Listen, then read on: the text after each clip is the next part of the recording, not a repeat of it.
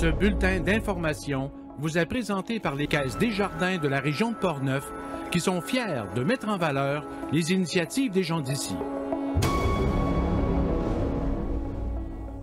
Nous sommes le jeudi 3 mars 2022. Ici Michel Beausoleil. Voici votre téléjournal communautaire.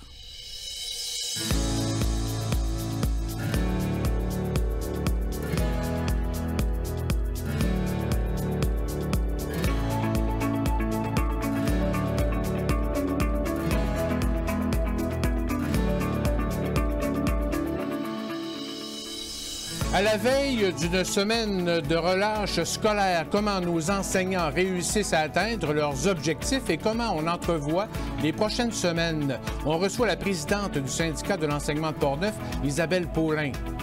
L'organisme d'aide aux familles de Portneuf, le Cerf-Volant, souligne ses 25 ans et lance une nouvelle image corporative. La présidente et la coordonnatrice Christine Gingras et Nancy Dion sont avec nous en studio.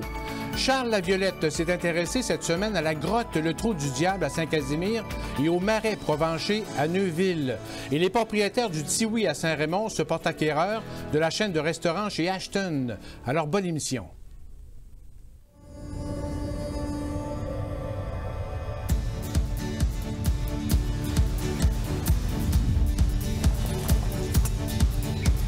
Ici, on se crée des souvenirs au fil des saisons et on vit au rythme de nos passions.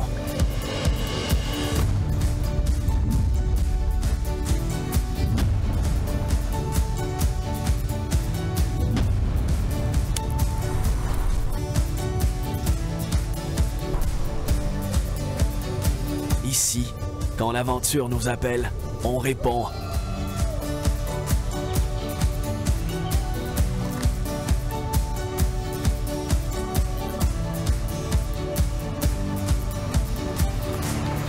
Ici, à Saint-Raymond, ma destination pour un séjour plein air réussi.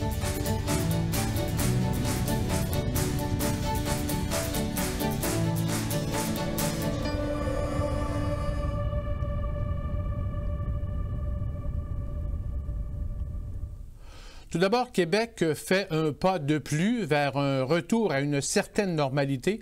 Pour la première fois en 2 ans, l'abandon généralisé du masque est au programme. C'est ce qu'a annoncé le gouvernement hier en fin d'après-midi avec l'accord des autorités de la santé publique. À la mi-avril, au plus tard, il ne sera plus obligatoire de porter le couvre-visage dans les cégeps, universités et tous les lieux publics, à l'exception des transports en commun. Un préavis de 10 jours sera émis avant l'entrée en vigueur de cet allègement. L'obligation de porter le masque dans les transports publics devrait demeurer au moins jusqu'au mois de mai. Par contre, le port obligatoire du masque demeure en vigueur dans les milieux de travail et les milieux de soins jusqu'à nouvel ordre. Rappelons aussi qu'à compter du 12 mars, il ne sera plus nécessaire de présenter le passeport vaccinal. Les lieux publics pourront revenir à leur pleine capacité d'accueil. Québec rapporte aujourd'hui 24 nouveaux décès attribués à la COVID-19 ainsi qu'une baisse des hospitalisations. On compte maintenant 1364 hospitalisations, une diminution de 17 par rapport à hier. Parmi ces patients, 76 sont aux soins intensifs, en baisse de 6. On compte 2037 cas positifs et actifs dans la capitale nationale, dont 213 dans Portneuf et 80 dans Charlevoix. Comment se portent nos enseignants et les enfants dans nos écoles à la veille d'une semaine de relâche scolaire et comment on entrevoit les prochaines semaines? On rejoint via l'ordinateur la présidente du syndicat de l'enseignement de Portneuf, Isabelle Paulin. Bonsoir Isabelle. Est-ce qu'on vous entend? OK, on entend. Je pense qu'on... Est-ce qu'on vous entend? Isabelle, ça va bien? Oui, bon, on ne s'entend pas encore. Le son devrait revenir en espérant. Alors Isabelle, la présidente justement du syndicat de l'enseignement de Portneuf, pourquoi ça ne fonctionne pas? Alors on va essayer de régler justement cette histoire de son dans quelques instants. Allô, allô? Est-ce que le son fonctionne? Il ne fonctionne pas non plus là. Allô, allô? Non, on l'entend pas du tout, encore.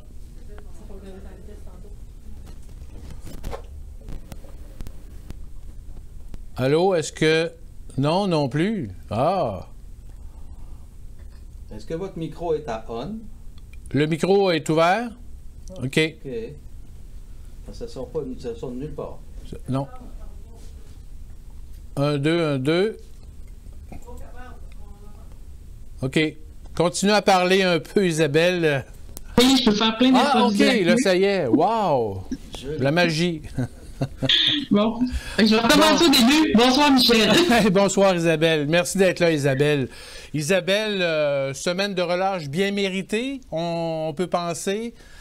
Comment ça va dans son ensemble depuis la réouverture, en fait, des écoles en janvier? Comment ça va dans l'ensemble? Ben, je vous dirais qu'au début janvier, les 5 premières journées, dans la semaine du 10 janvier, c'était l'enseignement à distance. Puis l'enseignement à distance, ça a ses limites. On a vu un peu, on vient d'en voir un exemple, quand la technologie ne veut pas coopérer, ça vient rendre le niveau de difficulté du cours et de l'enseignement un peu plus augmenté, justement. Ouais. Mais ça a été juste 5 jours, fait que ça n'a pas été si pire. Fait que les élèves sont revenus en classe le 17 janvier. Avec les mesures sanitaires qu'on connaît toujours. On n'a pas eu d'allègement au niveau des écoles encore. Par contre, les règles d'isolement de la santé publique et la façon de gérer les éclosions dans les écoles, il y a eu beaucoup de modifications, ce qui fait que des classes fermées, il n'y en a pratiquement pas eu, contrairement à l'an passé ou à l'automne, puisque la santé publique disait que 60% des élèves d'une classe devaient être absents pour fermer une classe. Okay. Donc, si je vous donne un exemple, juste pour vous imager ça, ça veut dire que sur une classe, par exemple, de 4e année au primaire, où on compte en moyenne à peu près 25 élèves, ça veut dire qu'il faut avoir jusqu'à 15 absents avant qu'il y ait une classe fermée. C'est pour ça qu'on n'en a pas eu. Fait que pour cet aspect-là, le retour en classe a été une réussite. Par contre, ça a amené beaucoup d'adaptations et de changement de planification pour les enseignants parce que dépendamment du nombre d'élèves absents qu'il y avait, si j'ai 10 élèves absents dans mon cours, je ne ferai pas exactement le même cours que j'avais prévu quand les 25 sont supposés être là. Fait qu'il a fallu que je revoie, si j'avais prévu une évaluation, il faudra que je la reporte. Donc, ça a amené les enseignants à beaucoup d'adaptations, préparer le matériel pour les élèves absents. C'est pas les mêmes 10, mettons, 5-6 élèves qui étaient absents pour la même période. C'était 5 jours. Fait que des fois, il y en a que c'était une semaine. Des fois, c'était 2 jours. Fait il y a eu un roulement d'élèves absents. Fait que ça amène vraiment une surcharge de travail pour tout le monde. Puis pour les élèves aussi, c'est plus difficile parce que c'est pas facile de récupérer ce qu'on a manqué. C'est pas la même chose quand le reste de la classe est en classe, toi, tu es à la maison. Fait que ça l'a amené de grosses difficultés. Ouais. Il y a aussi des membres du personnel qui ont été atteints par la COVID, oui, aussi, qui ont dû s'isoler. Évidemment. Et puis le gouvernement avait adopté des arrêtés ministériels qui permettaient aux centres de services scolaires d'exiger du téléenseignement. Fait qu'on a eu plusieurs enseignants en isolement COVID à la maison avec leurs élèves en classe. Donc, les élèves voyaient leur prof devant un ordinateur sur l'écran, le tableau en classe. Fait que, heureusement, la durée d'isolement étant plus courte, ça n'a pas fait des trop longues périodes, mais quand même, là, ça a été... on commence à sentir un peu la baisse de cas qu'on remarque au niveau provincial. On la voit aussi dans les écoles. Oui, exactement. Mais comment on réussit comme enseignant à atteindre ces objectifs? J'imagine qu'on ne peut pas atteindre ce qu'on croyait. Il faut vraiment s'adapter. Puis, Oui, parce que même l'an passé et cette année, le ministère de l'Éducation avait ciblé des savoirs essentiels dans le programme de formation. Donc, on a restreint un petit peu le contenu pour se donner une marge de manœuvre, justement. Je pense que ce qui a demandé aussi une adaptation pour les enseignants, c'est de prendre les élèves où ils sont puis de les amener où on peut. On est obligé un peu de faire à part de nos standards habituels parce que on n'a pas le temps. Les retards d'apprentissage, ils sont là. Fait qu'il faut comme revoir un peu notre façon de faire les choses. Puis ça peut pas se récupérer juste en une année scolaire. Surtout pas quand c'est une année on vient à l'école, on arrête l'école, on est en isolement, on revient à l'école, on a des symptômes, on doit s'isoler. Ça a été en dents de scie pas mal toute l'année, mais malgré tout, je pense que le travail se fait. tout le monde a à s'adapter, autant les enseignants que les élèves. Et les parents. Puis au niveau des évaluations de fin d'année, ça qu'on aura, oui, les parents aussi, qu'on aura en fin d'année, ben, l'enseignant devra porter son jugement sur ce qu'il a pu observer, sur ce qu'il a pu évaluer. Puis le contexte covidien, il est là.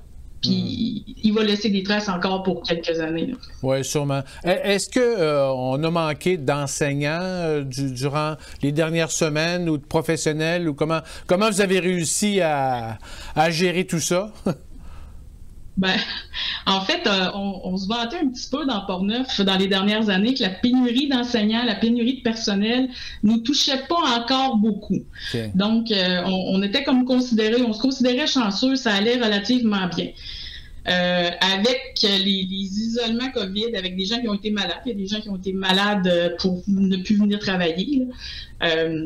Là, on s'aperçoit que la pénurie de main-d'œuvre nous rattrape aussi dans Portneuf. Donc, on a beaucoup moins d'enseignants qualifiés dans une matière spécifique. Donc, ça fait... ça demande dans ce temps-là beaucoup d'adaptation au niveau des équipes écoles, d'avoir de l'accompagnement par les collègues. Mm-hmm.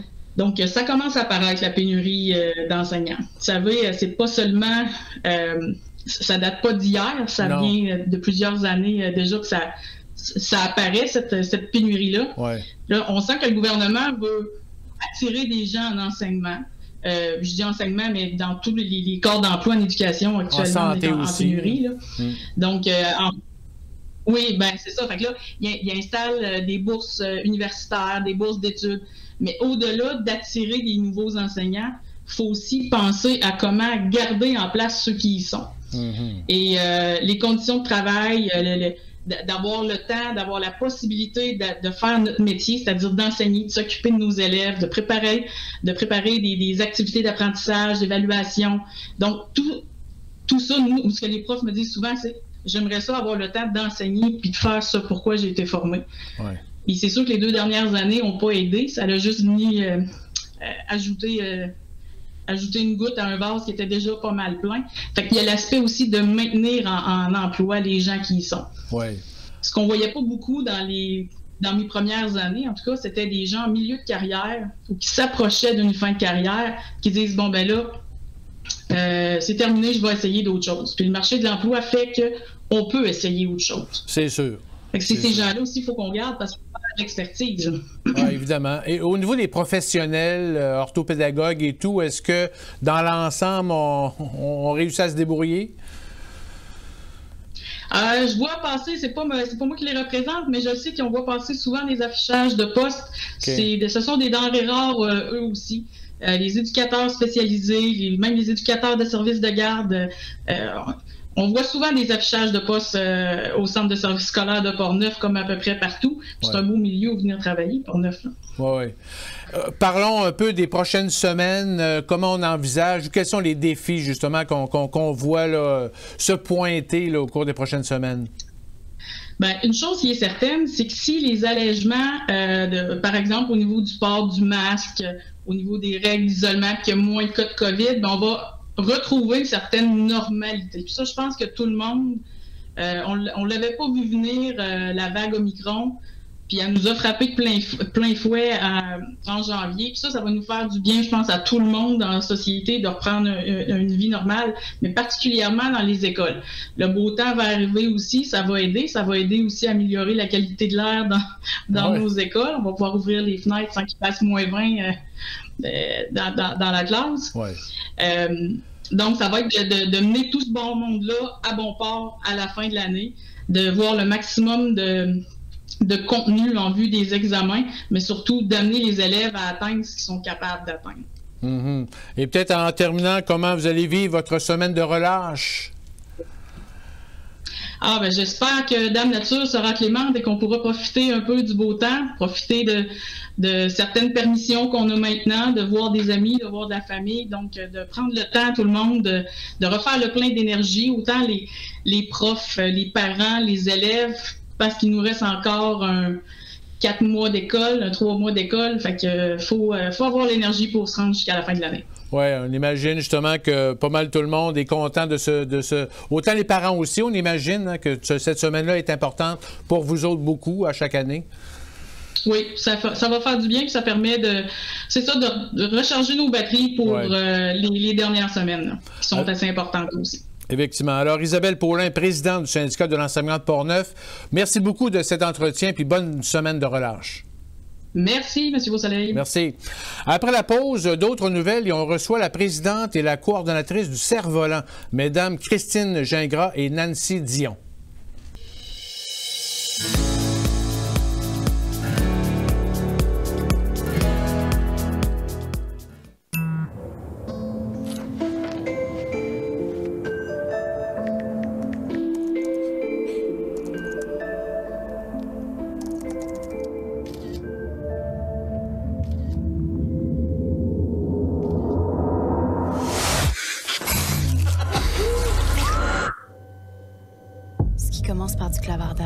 Peut finir par de l'exploitation sexuelle.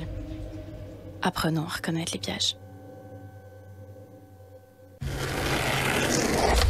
Derrière chacune de tes passions, il y a une foule d'options.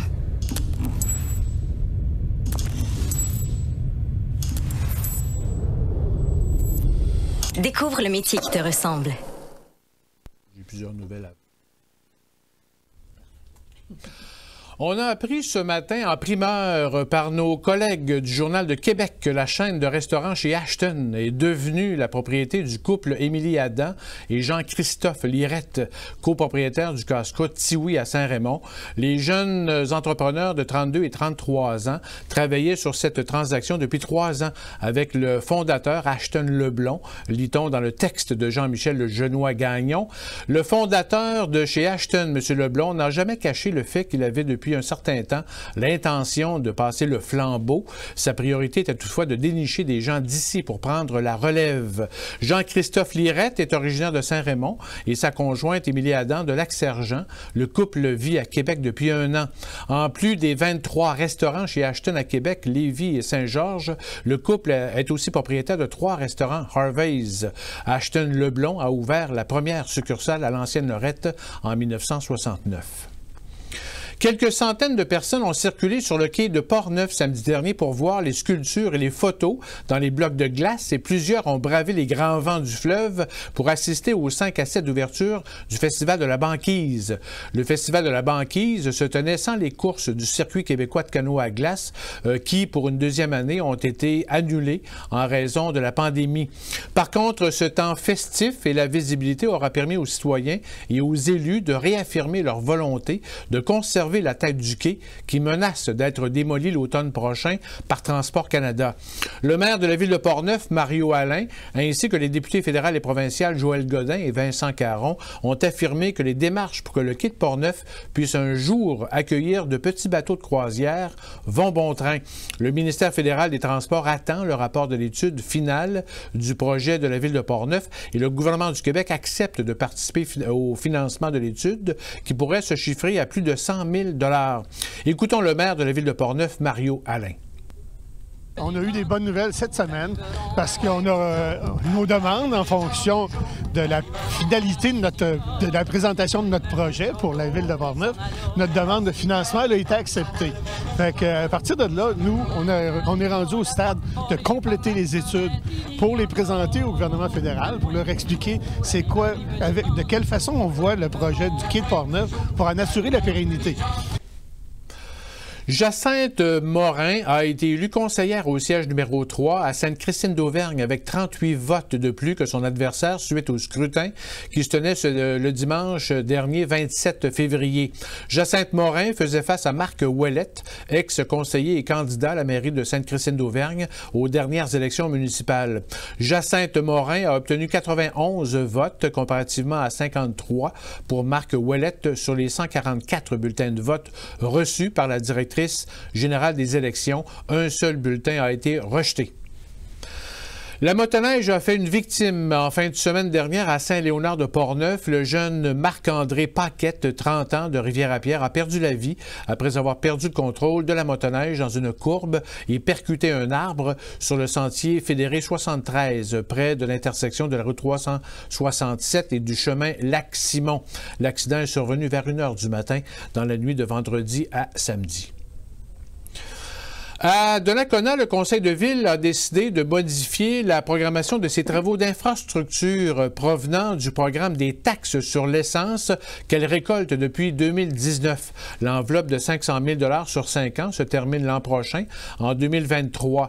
La municipalité a en fait réduit son budget prévu pour les travaux des rues Sainte-Anne et Lamotte pour augmenter le budget des travaux de prolongement de la rue Sauvageau. Écoutons le directeur général de Donnacona, Sylvain Germain, lors du dernier conseil de ville, lundi soir 28 janvier dernier.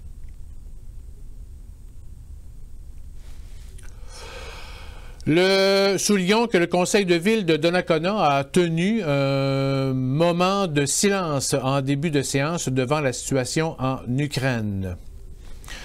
Le comité ZIP Les Deux Rives poursuit ses travaux de mise en place d'une nouvelle route bleue sur les bords du Saint-Laurent où il sera possible de pagayer à travers les territoires de la ville de Trois-Rivières et des MRC de Bécancour, des Chenaux, de Lobinière et de Portneuf. Le comité ZIP Les Deux Rives a reçu un financement de 10 000 $ du Fonds d'Action Saint-Laurent et 3 000 $ de la MRC de Lobinière. En raison de la largeur du fleuve Saint-Laurent et des dangers potentiels par la voie maritime, les parcours de la route bleue sont principalement situés au niveau des eaux riveraines du fleuve. Des recommandations et des pistes de solutions sont proposées d'ailleurs pour protéger et mieux conserver ces milieux fragiles et les espèces qui les fréquentent. D'ailleurs, le comité ZIP a participé avec la MRC de Lobinière à la réalisation d'une capsule vidéo pour promouvoir l'activité de sport de pagaie et aussi démontrer les richesses de l'écosystème du Saint-Laurent et de sa fragilité. Soulignons qu'en 2020, le comité ZIP Les Deux Rives a signé une entente avec Cano-Kayak Québec pour assurer la coordination de ce nouveau tronçon de la route bleue. Culture Saint-Casimir reçoit une aide financière de 30 000 $ du secrétariat de la capitale nationale pour la réalisation de la 7e édition de la commission brassicole. La somme de 30 000 $ est allouée dans le cadre du programme d'appui aux actions régionales et annoncée par le député Vincent Caron. La commission brassicole est un festival de découverte musicale et artistique agrémenté de plaisirs gourmands. L'édition 2022 se tiendra cette année sur 3 jours au mois de juin à Saint-Casimir. Le site du festival est agrandi et reconfiguré, ce qui permettra d'accueillir jusqu'à 10 000 personnes par jour. Les organisateurs prévoient un volet gastronomique particulièrement relevé cette année. Et lors du festival, la rue principale à Saint-Casimir est fermée à la circulation automobile. Le député de Portneuf croit que cette 7e édition de la commission brassicole permettra de migrer d'un événement local et régional à un festival d'envergure provinciale. Le président d'événements Sainte-Catherine de la Jacques-Cartier et maire de la municipalité Pierre Delbecq annonce que le rodéo sera de retour en 2022 du 1er au 3 juillet. La programmation comprendra des compétitions de toutes les classes de rodéo, du gymkhana et du derby d'attelage, en plus des jeux gonflables, de l'animation en continu, des chansonniers, de la danse et des spectacles. Avec plus de 450 cow-boys et cow-girls venant de partout au Québec, de l'Ontario et même des États-Unis, le rodéo de Sainte-Catherine de la Jacques-Cartier accueille plus de 15 000 spectateurs chaque année. Plus de 150 bénévoles donnent du temps et l'organisation d'ailleurs est en période de recrutement. Jean-René Côté de Gestion Côté Beaumont et Charles Lessard du chalet en Boiron à Sainte-Christine d'Auvergne ont procédé à l'acquisition de la cabane à sucre de la Chute à l'Ours de Saint-Léonard de Portneuf. Les propriétaires depuis 7 ans, Marie-Claude Drolette et François Bénard, resteront employés à temps partiel pour le bouillage et la transformation et la passation des connaissances. Jean-René Côté fait un retour aux sources. La cabane La Chute à l'Ours avait appartenu initialement à son beau-père, Jean Beaumont. Les nouveaux propriétaires entendent développer une nouvelle image de marque avec la cabane festive. Une boutique en ligne sera mise en place.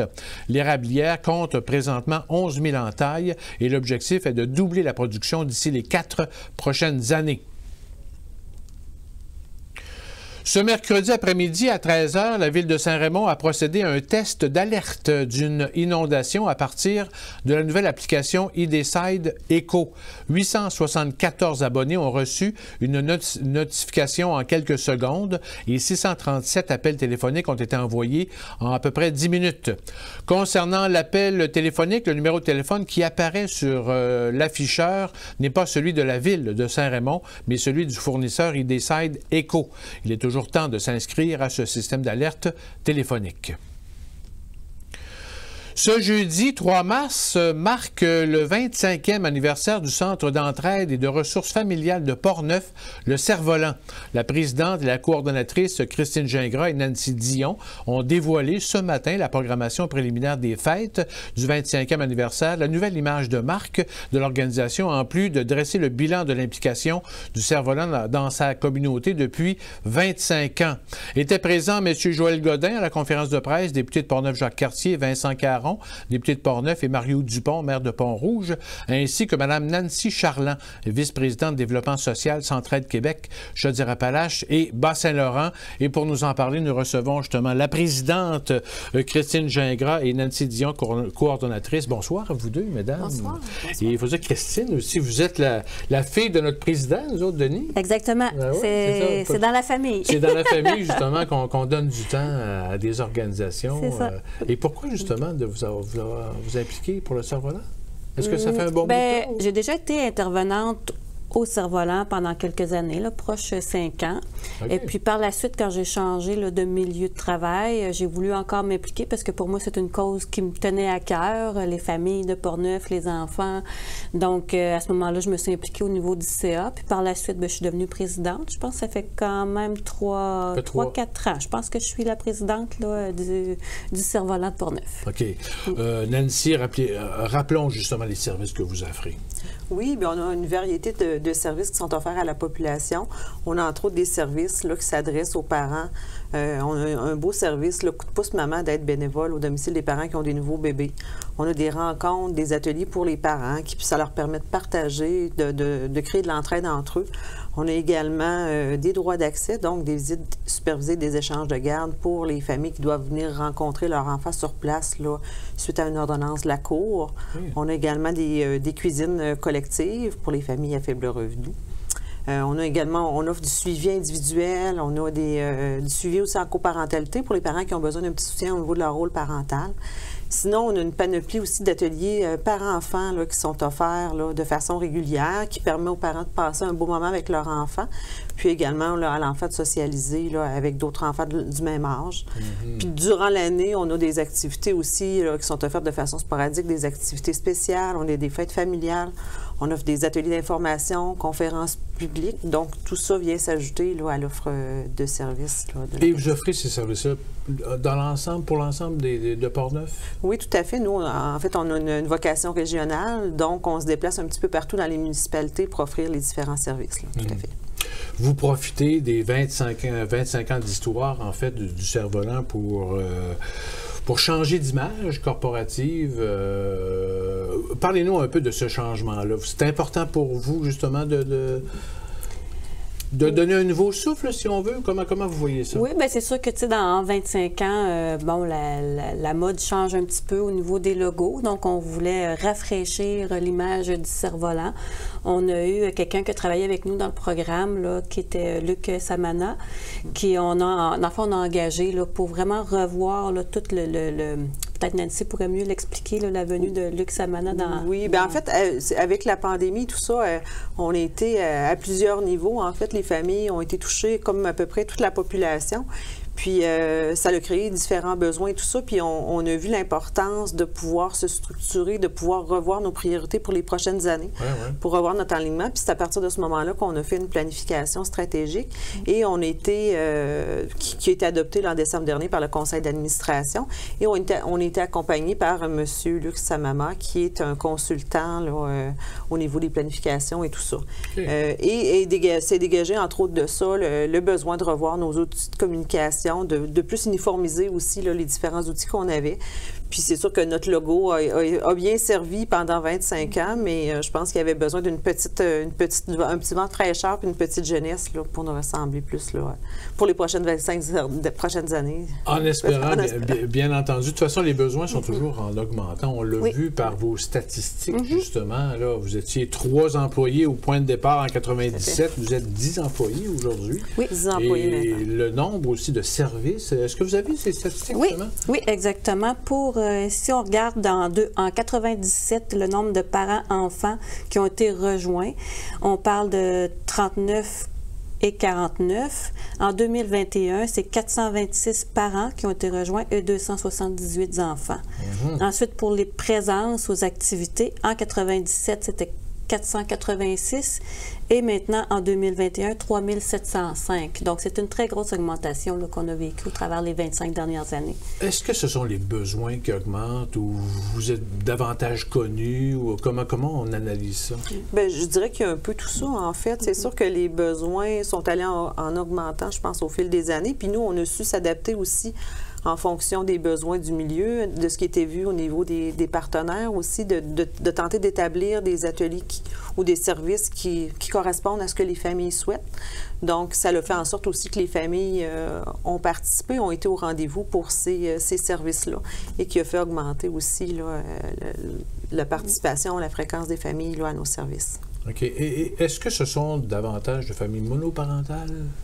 Nous, en fait, je dirais que ça s'adresse à toutes les familles. Je dirais que c'est plus à la base des familles biparentales. Okay. Familles avec des jeunes enfants, principalement 0-6 ans, même s'il y a des services où on a des enfants plus vieux, là, on s'adresse plus à la petite enfance. Là. Donc, oui, il y a des familles monoparentales, des familles recomposées, tout ça, mais je dirais qu'à la base, c'est plus des familles biparentales. Est-ce que les besoins ont changé en cours d'année? Depuis les dernières années, est-ce que de nouveaux besoins se sont ajoutés aux familles? Comment? Tout à fait. Bien, je dirais que le soutien qui est offert aux familles, là, on était beaucoup en demande dans les dernières années là, à ce niveau-là. En fait, c'est sûr que, comme je dis, un peu comme toute la population, là, au niveau de la pandémie, au niveau de l'anxiété que ça peut générer, au niveau du fait aussi de la dépression, on voit que pour les familles, ils étaient isolés souvent là, des parents ou des amis qui pouvaient leur venir en aide durant la pandémie avec des jeunes enfants ou des bébés. Donc, ça a créé quand même de l'isolement. Alors, c'est sûr qu'on a eu plus de demandes de soutien en ce sens-là et on a adapté là, nos services en fonction de ça. Puis, est né aussi là, un groupe de soutien pour les parents qui vivent une dépression postpartum là, suite à l'arrivée d'un bébé qui est débuté là, en juin dernier, justement, là, suite à des besoins qui avaient été observés en ce sens-là. Avant ça, il y avait des familles qui vivaient, des mamans qui vivaient des dépressions, mais on le voyait à moins grande échelle. Dans les dernières années, on a vu que le besoin était plus important, donc on a créé un service en ce sens-là. OK. Est-ce que les familles, en fait, parlons des bénévoles plutôt, parce que vous avez quoi, 150 bénévoles? C'est environ de 50 à 60 bénévoles par année, en fait, en moyenne. OK, par année. Oui, tout à fait. Et qu'est-ce que vous offrez comme travail aux bénévoles? En fait, qu'est-ce que les bénévoles peuvent faire? Il y a le service Coup de pouce maman qui existe aussi depuis même avant le cerf-volant, hein, donc ça fait longtemps. Ça, c'est des personnes qui s'impliquent au niveau des enfants 0-5 mois, je pense, hein, c'est ça, 0-5 mois. Et la bénévole se rend à domicile et une fois semaine, pour une durée de 3 heures, offre un coup de pouce à la maman ou au papa, à la famille, avec le nouveau-né. À domicile? Oui, à domicile. Donc ça, c'est très intéressant. C'est quelque chose d'assez unique aussi là, dans le coin, là, dans la région. Et puis, sinon, il y a aussi des services qui peuvent être au cerf-volant directement. Là. Donc, quand on reçoit les denrées de Moisson Québec pour les cuisines collectives, on a besoin de gens qui viennent comme trier la nourriture puis les remettre à la famille. Ensuite, on a aussi des activités des fois que les parents sont seulement entre eux et que les enfants peuvent jouer avec d'autres enfants. Et à ce moment-là, c'est des bénévoles qui restent avec eux et les surveillent, les animent. Là. Je ne sais pas si tu aurais quelque chose aussi à rajouter au niveau du bénévolat. Ça peut être autant au niveau de l'aide logistique, là, au niveau du conseil d'administration aussi, au niveau des membres qui sont très impliqués. Donc, c'est varié. On essaie d'adapter encore là le type de bénévolat selon les intérêts de chacun, là, lorsqu'il y a des demandes là, ou des besoins en santé. Des besoins plus ponctuels aussi, des fois, là, qui peuvent survenir. Tout à fait. OK. Le siège social est à Pont-Rouge. Est à Pont-Rouge, En fait, mais est-ce que vous avez des points de service? En fait, on se déplace dans les municipalités. Souvent, il y a des prêts de salles qui vont se faire là, au niveau des municipalités ou encore des organismes communautaires. Là, Donc, on se déplace comme à Saint-Marc. On était au Centre communautaire et culturel à Saint-Marc. À Donnacana, on offre des services à la Maison de la culture. À Saint-Raymond, on était au Carrefour FM.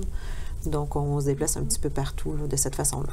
Cuisine collective, est-ce que ça augmente? Est-ce que ça va bien, ce service-là? Est-ce que les gens adhèrent à la cuisine collective? Oui, mais ça a quand même toujours été une formule gagnante là, auprès des familles, les cuisines collectives. Là.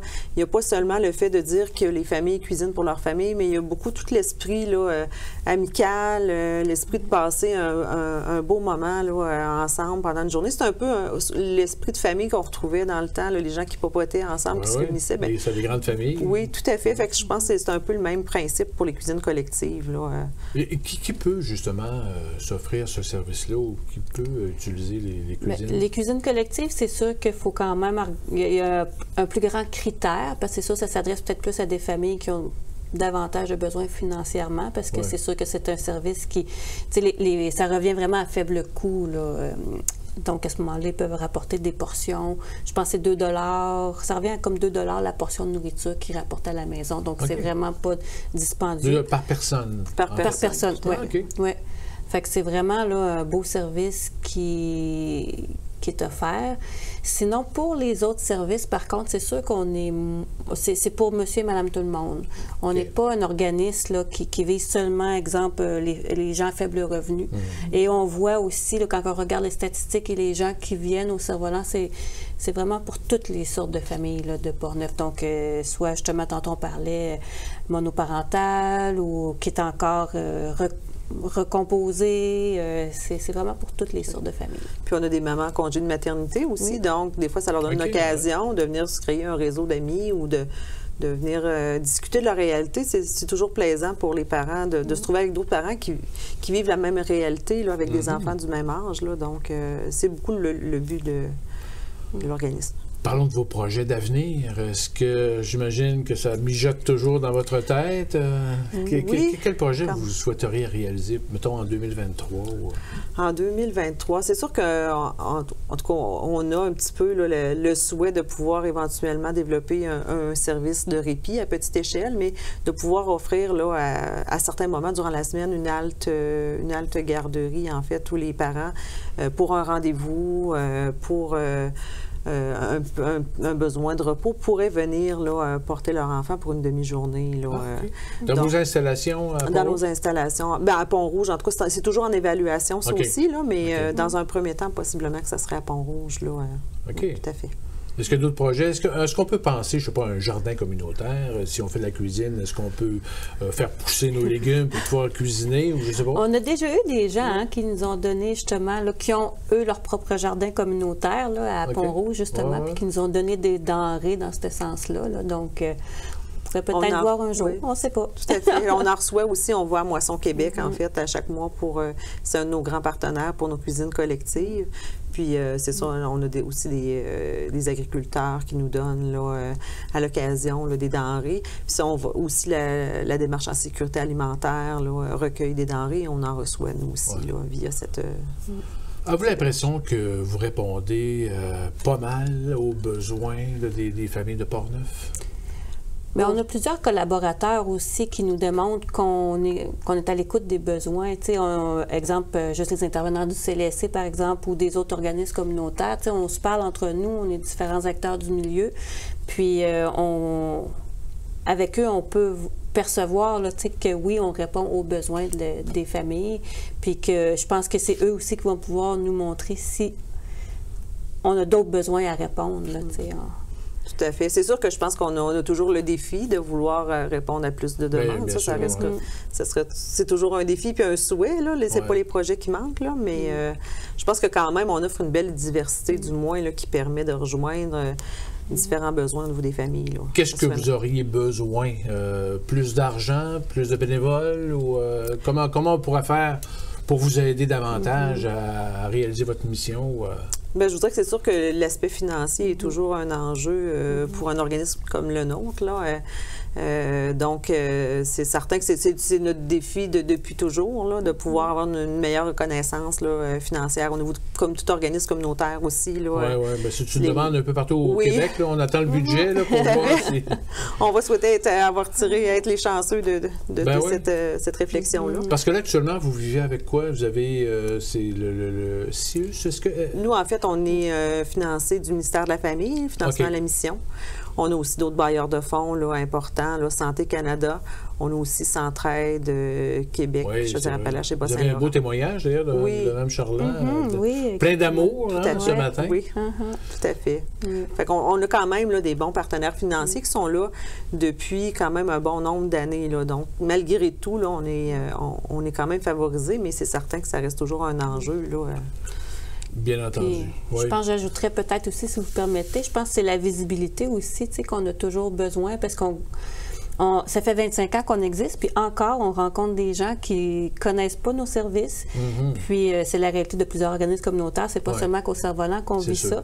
Fait que, tu sais, je pense que tant qu'on a de la visibilité, comme justement aujourd'hui, ça nous fait connaître. C'est là aussi qu'on peut recruter des nouvelles familles, des nouveaux bénévoles à joindre à notre organisme. Et donc, pour vous rejoindre, c'est facile par Internet ou... Oui, à nos bureaux, assurément, puis sur les réseaux sociaux. Vous êtes ouvert durant la semaine, en fait, j'imagine? Oui, tout à fait, des heures de bureau réguliers, oui, tout à fait. Puis la fin de semaine pour nos droits d'accès et tout ça. Alors, Christine Gingras, merci beaucoup. Merci Nancy Dion, merci beaucoup de cette entrevue, puis on vous souhaite un bon 25e anniversaire. Merci. Merci. C'est vrai, il y a des activités qui s'en viennent aussi. Au mois de mai, on va leur reparler de toute façon dans les bulletins de nouvelles. Vous avez quand même prévu quelques activités pour souligner les 25 ans. Au mois de mars, je pense. Au mois de mai, on a durant la semaine québécoise de famille, on a une fête familiale là, qui s'en vient avec Brillantine part à l'aventure. Là, donc, on va avoir un beau samedi après-midi, là, le 14 mai. Là, ça va avoir lieu à la salle Marcel Bédard à Pont-Rouge. On a la page Facebook qui peut être très utile justement pour voir notre programmation qu'il va y avoir tout au long de l'année pour le 25e. Excellent. Bien, merci beaucoup, encore une fois. Après la pause, d'autres nouvelles et Charles va nous parler de la grotte du Trou du Diable à Saint-Casimir.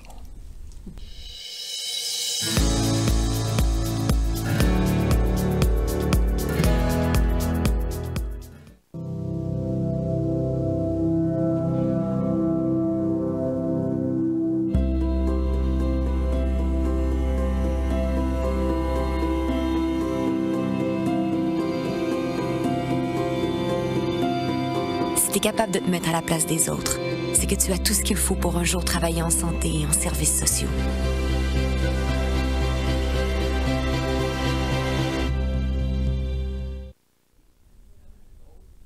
Bon, on prend quoi? Le gin écrit en lait doré, ça fait full chic? Ou la bouteille est belle, on dirait un parfum cher? Un parfum cher. Ne vous fiez plus juste à la bouteille grâce aux offres personnalisées. Chaque semaine dans votre appli SAQ. La Sûreté du Québec et ses partenaires lancent la 18e édition du mois de la prévention de la fraude sous le thème « Flairer l'arnaque ». Le Québec se situe au premier rang au Canada en 2021 pour le nombre de fraudes d'identité. C'est le type de fraude le plus fréquent depuis l'année dernière, selon le Centre antifraude du Canada. La fraude a occasionné plus de 30 millions de pertes financières au Québec. Tout type de fraude confondu. Une campagne de sensibilisation est en cours dans les médias sociaux sur les différents types de fraude actuelle. Les fraudeurs misent généralement sur la méconnaissance, la vulnérabilité des victimes, le sentiment d'urgence, l'autorité ou encore la rapidité pour arriver à leur fin. On invite donc la population à signaler tout acte frauduleux à son service de police local. 2 clubs de véhicules tout-terrain et 3 clubs de motoneige dans Portneuf reçoivent près de 135 000 $ du ministère des Transports pour entretenir l'ensemble de leurs sentiers. Les clubs Adepte Quad Portneuf et le club Quad Nature reçoivent respectivement 29 600 et 35 360. Les 3 clubs de motoneige Alton, Saint-Raymond et Grand Portneuf se partagent 69 213 $ du ministère des Transports pour l'entretien de leurs sentiers. Le réseau de sentiers fédérés du Québec compte plus de 33 000 km pour les motoneiges et plus de 25 000 km pour les VTT. Quelques 8 000 bénévoles entretiennent et surveillent les sentiers pour près de 2 millions d'heures par année. D'ailleurs, à l'occasion de la 12e édition du prix de reconnaissance des bénévoles en matière de véhicules hors route, le ministère des Transports a souligné le dévouement de 30 bénévoles provenant de toutes les régions du Québec. Dans Portneuf, le mécanicien retraité Germain Vallée a reçu cette reconnaissance provenant de ses pairs du club motoneige Alton de Saint-Uribe et Maxime Bélanger du club Quad Nature Portneuf a obtenu cette reconnaissance pour son dévouement au bon fonctionnement du club. Parmi les 30 bénévoles lauréats, Jean-Benoît Dubé du Bas-Saint-Laurent et Clément Tremblay de l'Outaouais ont reçu le prix du volet Excellence. La responsable de l'activité de financement Portneuf s'illumine, Mme Renée Poulain de Donnacona, annonce que 5 200 $ ont été amassés lors du sapin de l'Espoir qui a été illuminé le soir du 3 décembre 2021 à 19h30 dans toutes les municipalités de la MRC de Portneuf. Ce montant d'argent est remis au Relais pour la vie dans Portneuf, une activité de financement pour la Société canadienne du cancer.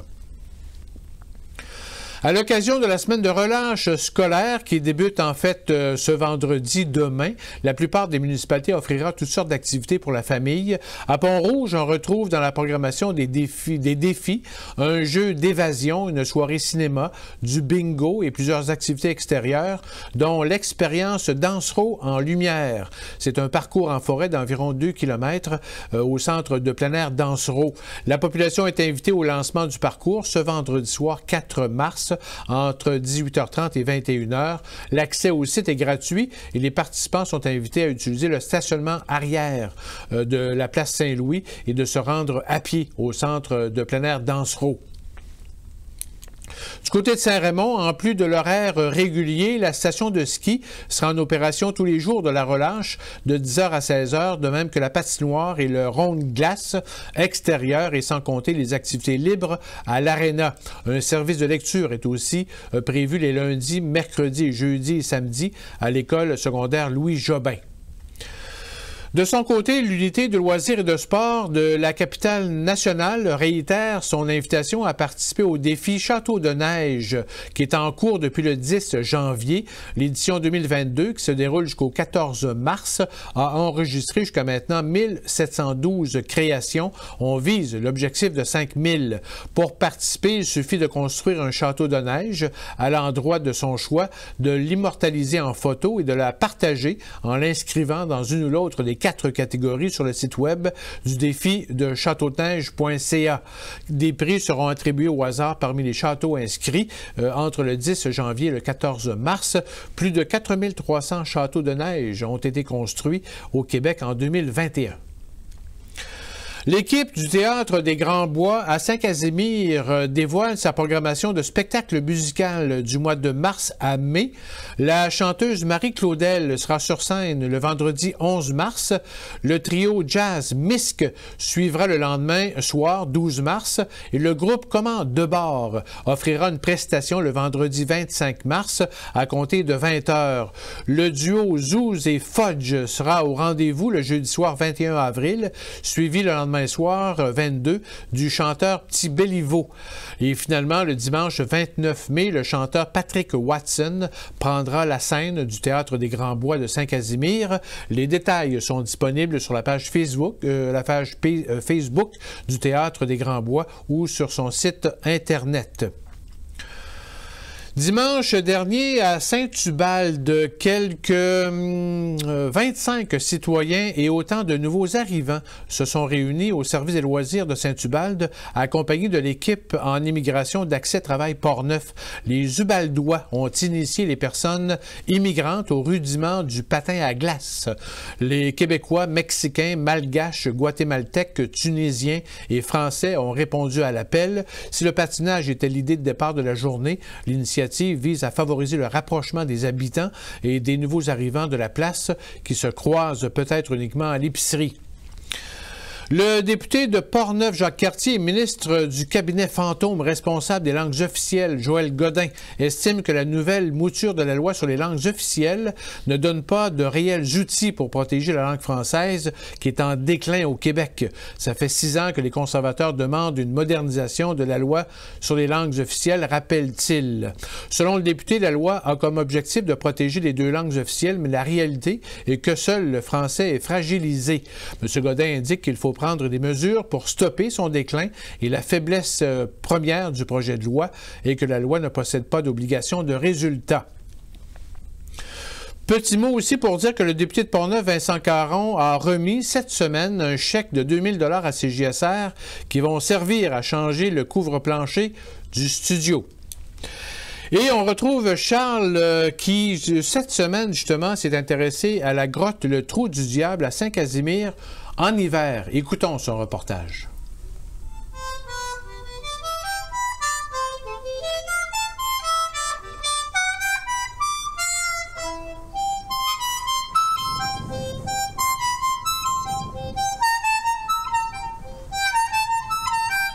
On dit souvent que 6 pieds sous terre, ça ne gèle pas.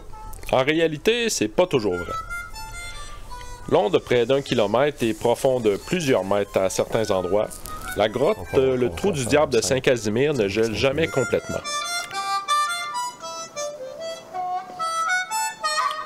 Le petit ruisseau qui traverse la grotte parvient à se frayer un chemin, même au beau milieu de l'hiver. Toutefois, entre les 2 entrées principales du Trou du Diable, il se crée en hiver un courant d'air froid qui permet de faire baisser la température sous le point de congélation, créant ainsi un plancher de glace sur plusieurs dizaines de mètres qui se forme habituellement en février et parfois même en mars.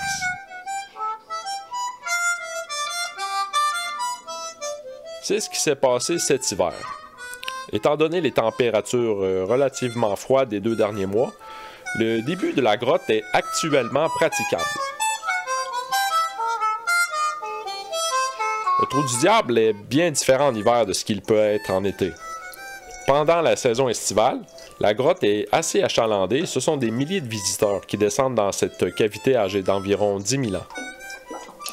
L'hiver, la grotte est surtout fréquentée par des petits mammifères. La pierre dans laquelle la cavité est taillée, un calcaire âgé d'environ 380 millions d'années, est recouverte en hiver par d'épaisses coulées de glace.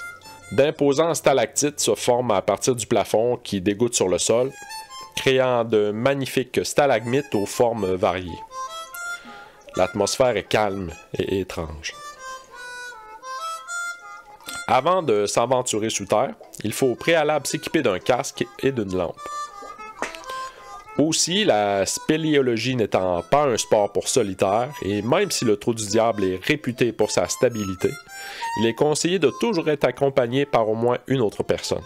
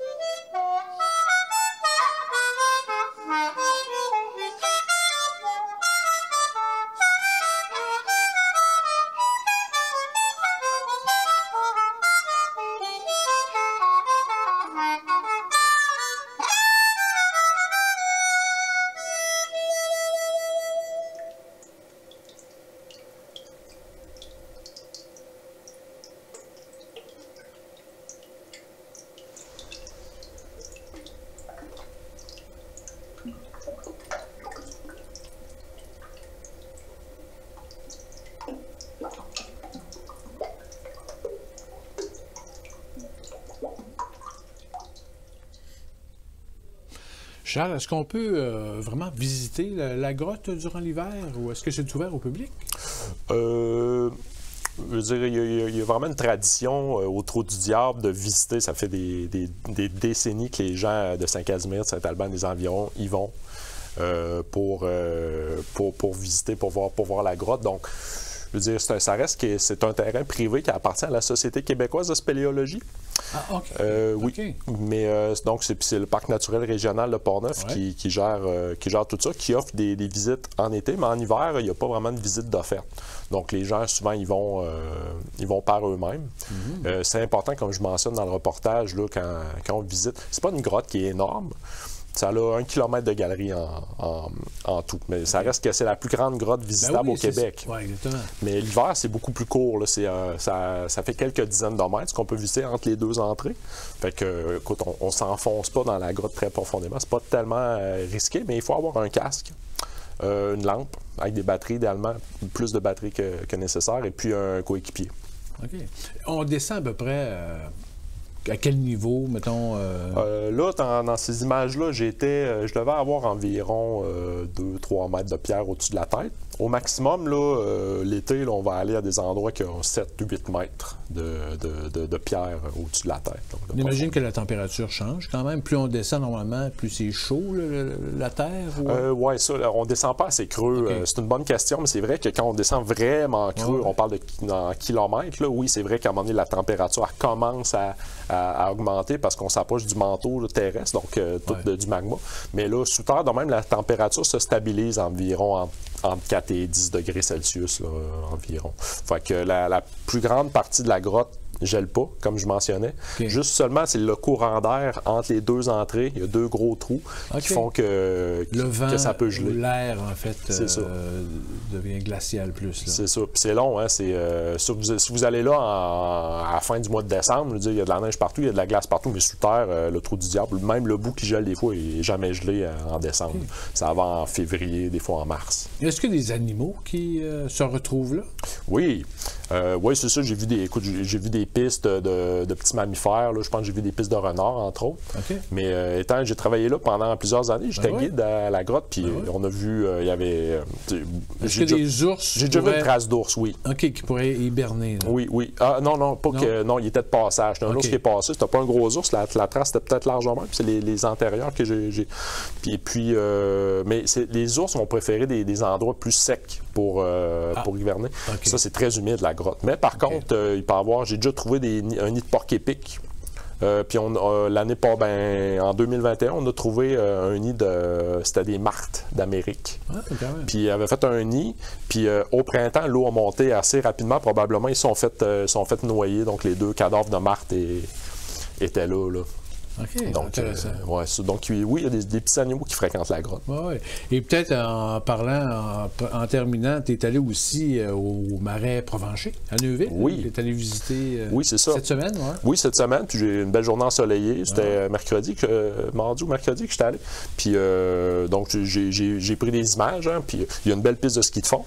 Oui, mais c'est ça. OK, il y a des activités, en fait. Là. Oui. C'est ouvert au public. Oui. Puis il y a même... Puis c'est très occupé comme lieu. Ben, c'est pas très occupé. Il n'y a pas énormément de monde, mais il y a tout le temps du monde qui arrive. Puis oui, des gens de Neuville. Il y a beaucoup d'ornithologues aussi qui s'intéressent. Il y a beaucoup d'oiseaux en été, mais même en hiver, en ce moment, là, il y aurait la grive à collier, qui est un oiseau très peu commun même. Je ne veux pas dire n'importe quoi, je pense que c'est un oiseau européen, puis qui est visible là, dans une rue à proximité du Marais. Donc la rue du Cap. Actuellement, là. Oui, actuellement. Puis il y a des gens là, qui vont prendre la photo. Oui, c'est ça. Puis on parle même, il y a des gens qui viennent de Montréal là, pour voir des passionnés d'ornithologie. Ah oui, OK. Ouais. C'est un petit oiseau assez discret qui ressemble à un merle d'Amérique. Alors on va regarder les images justement. Alors ça complète, merci Charles, ça complète Info CJSR pour cette semaine. Alors merci à Charles, Aubert, Tony, Suzy, Lise, Carole, Luc et nos invités. Merci de nous suivre à chaque semaine justement sur nos différentes plateformes. Et on se laisse justement avec des images du Marais Provencher à Neuville. Alors bonne semaine.